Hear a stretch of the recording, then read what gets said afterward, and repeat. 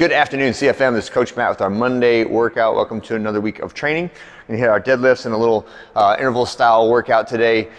Let's begin with 50 calories on the bike or 40 calories for the ladies on the bike, and then only once on that, and then move to our exercises. So I want you to get a band. We're gonna do a few reps of this band upright row. So stand on top of the band so I got a little bit of tension, hands pointed towards my body. I'm just rowing up my front. Right, try to keep your elbows up higher than your hands the whole time. When you finish that, then we're doing Romanian deadlifts. So put both sides of the band underneath your feet now and do some hip stretches, hamstring stretches with that Romanian deadlift. Try to keep your hands in front of your legs. Don't let your knees get forward of your hands, right? And make sure you're feeling a really good stretch in the hammies when you do that. Next one will be some single leg deadlifts, and this is just for balance and a little bit of hip stretch. So when you do these, if you can, try to do all 4 reps without touching the opposite leg to the floor.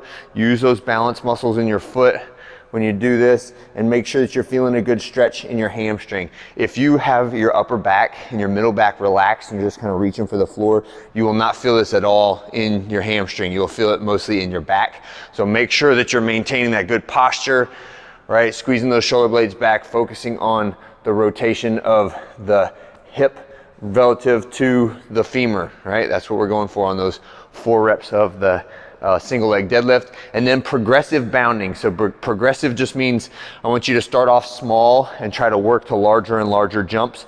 And a bound is just when you pull your feet away from the ground. So I'm not just jumping and keeping my legs straight, but I'm jumping and pulling my knees up, okay? So start small, and then it'd be like 1, 2, 3, 4, 5, 6, 7, 8, right? Try to stay springy, and the more you jump, the higher you should go away from the ground, like a ball that's increasing in the height of its bounce as it goes further, right?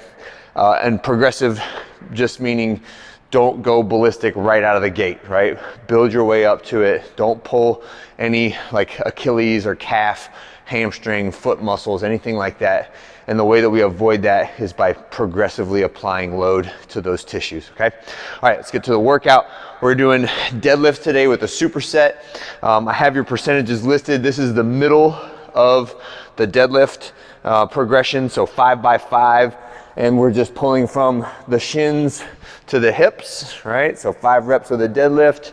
Every time we finish the deadlift, this is a step up exercise. So this is a little bit of hip flexibility, but also hip flexor strength.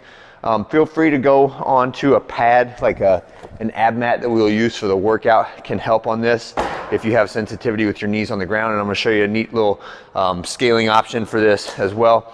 But it is each leg. So we're gonna start off sitting on your heels, right?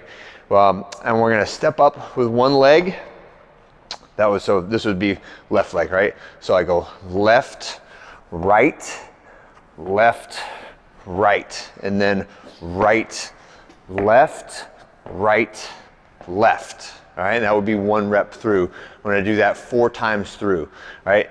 If this moving from here to here without touching anything is tough, then the next one would be hanging a band over the rig, right? And using it to help me to get up. So I can have that band kind of pulling me forward, left, right, and then right, left, right, left. I'm trying to stay low. When I get to my 2 feet, I want to try to be at parallel. So try not to be standing all the way up, but try to stay pretty low in that position, all right? That's it. So this little hip mobility superset. Only on the first 4 sets, do that superset.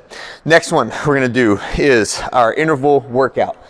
And this will be a little bit of a varied time of resting, but essentially you're gonna get 5-minute blocks, and we're doing 3 total rounds of 5-minute blocks. The one for sure thing that we're gonna do is a 20-second max calorie sprint on the bikes. Then you're gonna get 40 seconds to kind of catch your breath just briefly. It's not gonna be enough to be fully recovered, but it'll be like a little bit of a break in between the bike sprint and the other exercises. And then we're going to do this little complex as fast as possible with appropriate technique, right? So I've got my box. I'm gonna do 10 box jumps. both feet on top, extend the hips. You can jump or step down, right? Just don't do this, right? Where I didn't extend my hips. Make sure the hips get extended to the top.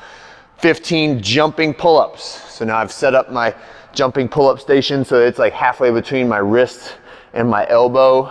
So jump chin over, making sure my elbows get straight at the bottom every single time. And then finishing with 20 ab mat sit-ups. All the way, shoulder blades and fingertips to the ground.